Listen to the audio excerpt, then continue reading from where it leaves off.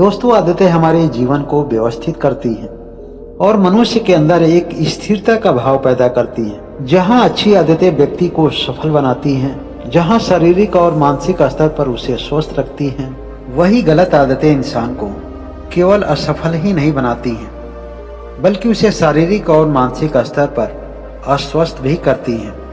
बुरी आदतों की वजह से इंसान का शारीरिक पतन भी होता है। केवल अच्छी आदतों को अपनाकर ही मनुष्य इस जगत में अपनी श्रेष्ठता का परिचय दे सकता है। यह घटना बुद्ध के समय काल की है, जब एक राजा अपने अच्छे कर्मों के लिए मशहूर था। राजा बड़े ही दयालु प्रवृत्ति का था, जो अपनी प्रजा से बेहद ही प्रेम करता था। उसके राज्य की प्रजा बहुत ही सुखी और खुशहाल थी। राजा की नजर में सभी एक समान थे। जहाँ भी न्याय की बात आती थी, वहाँ धनी हो या निर्धन हो, छोटा हो या बड़ा हो, छोटी जात का हो या बड़ी जात का हो, किसी भी स्तर पर वह कोई भेदभाव नहीं करता था। राजा अपनी पूरी प्रजा के साथ एक पुत्र के समान व्यवहार करता था। उनके सुख और दुख का ख्याल रखता था और पूरी प्रजा भी राजा को एक पिता के जैसे देखती थी, एक पिता के जैसे मानती थी। वैसे तो पूरी राज्य की प्रजा बहुत ही खुश थी, लेकिन जब राजा के ऊपर कोई भी दुख आता था तो प्रजा दुखित हो जाती थी।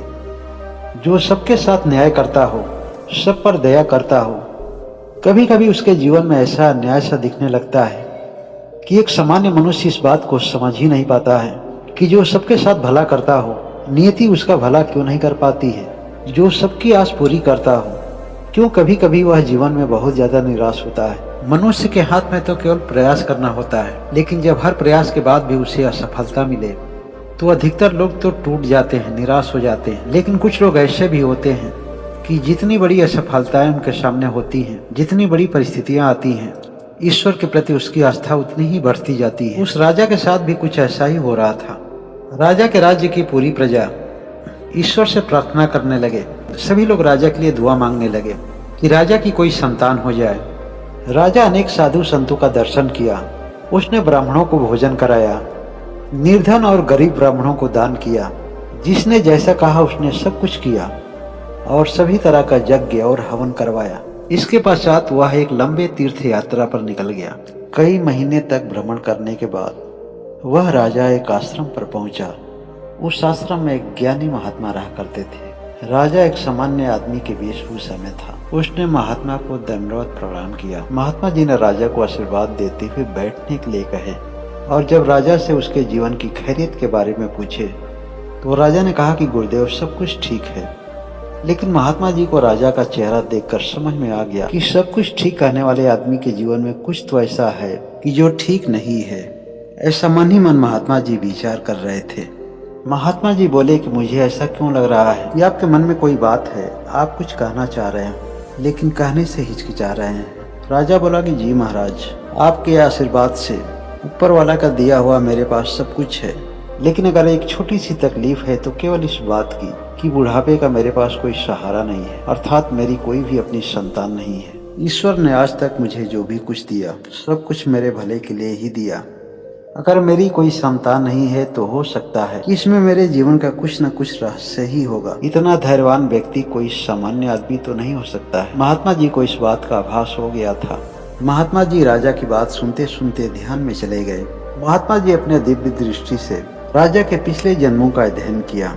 उन्हें ज्ञात हुआ कि यह व्यक्ति पिछले जन्म में एक शूरवीर क्षत्रिय था, जो सान-मान की लड़ाई में कई लोगों की उसने हत्या कर दी थी। कुछ बच्चे उसकी वजह से अनाथ हो गए और कुछ औरतों को विधवा का जीवन बिताना पड़ा। उसके कर्मों के दोष तो थे ही, लेकिन उसमें उन सभी लोगों की बद्दुआएं भी शामिल हो गई थी। और राजा को भी इस बात का अंततः एहसास हो गया कि वह अज्ञानता में बहुत पाप कर चुका है। वह एक महात्मा की शरण में जाकर के सन्यासी बन गया। लेकिन कुछ ही वर्ष के पश्चात सर्प के काटने से उसकी अचानक मृत्यु हो गई। उसका सन्यासी जीवन सफल रहा, इसलिए वह अगले जन्म में राजा बना। लेकिन पिछले जन्मों के अभिशाप से वह वंचित नहीं हो सका था। कुछ क्षणों के बाद महात्मा जी अपने ध्यान से बाहर आए। राजा के पिछले जन्मों की बात तो उसे नहीं बताए, लेकिन इतना जरूर बताए कि आपके ऊपर कुछ दोष हैं, जिसकी वजह से आज तक आप निसंतान हैं। इस जन्म में भी उस दोषों से आप मुक्त नहीं हो सकते हैं। हाँ, इतना जरूर है कि आपके इस जन्म के कर्म इतने अच्छे हैं कि जल्द ही आपको संतान का सुख मिलने वाला है। लेकिन आपके कर्म दोष की वजह से संतान के द्वारा आपको दुख पाने का योग बन रहा है। आप संतान इसीलिए चाहते हैं कि आपको बुढ़ापे में सुख मिलेगा, वह आपकी बुढ़ापे का सहारा बनेगा। लेकिन आपके भविष्य की सारी परिस्थितियां आपके विपरीत लग रही हैं। उस समय आपको संयम की जरूरत पड़ेगी। आप पूरब कहेंगे तो आपका बच्चा पश्चिम जाएगा, आप उत्तर कहेंगे तो वह दक्षिण जाएगा। जिस चीज को आप पसंद करेंगे उसी को नापसंद करेगा। महात्मा जी बोले कि आपके अंदर इतना धैर्य है, ईश्वर के प्रति आपका इतना समर्पण है, आप ईश्वर में इतना विश्वास करते हैं कि मुझे उम्मीद है कि आप सभी स्थितियों को सामान्य कर लेंगे। जब राजा वहां से चलने से पहले परिचय देना चाहा, तब महात्मा जी ने कहा कि मुझे ज्ञात हो गया है राजन कि आप एक धार्मिक राजा हैं और आपके सभी कर्मों के बारे में भी हम जान चुके हैं, उस कर्म के बारे में भी जो आप भूल चुके हैं। हाँ, आपसे मैं इतना जरूर कहूँगा कि संतान उत्पत्ति के बाद अगर आपको महसूस हो, अगर आपको हमसे कोई आवश्यकता पड़े तो आप हमें निसंकोच याद कीजिएगा। आपके लिए जो भी कुछ करना मेरे बस में होगा वह मैं अवश्य करूँगा। राजा महात्मा जी की बात सुनकर वह खुशीपूर्वक अपने राज्य को लौटा। काफी दिनों के बाद राजा को देखकर उस राज्य की प्रजा बहुत खुश हुई।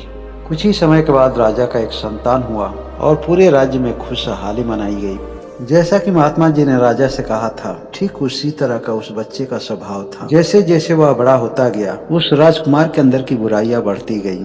वह अपने ही राज्य की प्रजा को सताने लगा, बड़े बुजुर्गों का अपमान करने लगा, छोटे बड़े और ऊंच नीच का भेद रखने लगा। एक दिन राजा अपने राजकुमार से कहे कि बेटा, मेरे गुरु एक महात्मा हैं, वह बहुत पहुंचे हुए ज्ञानी पुरुष हैं।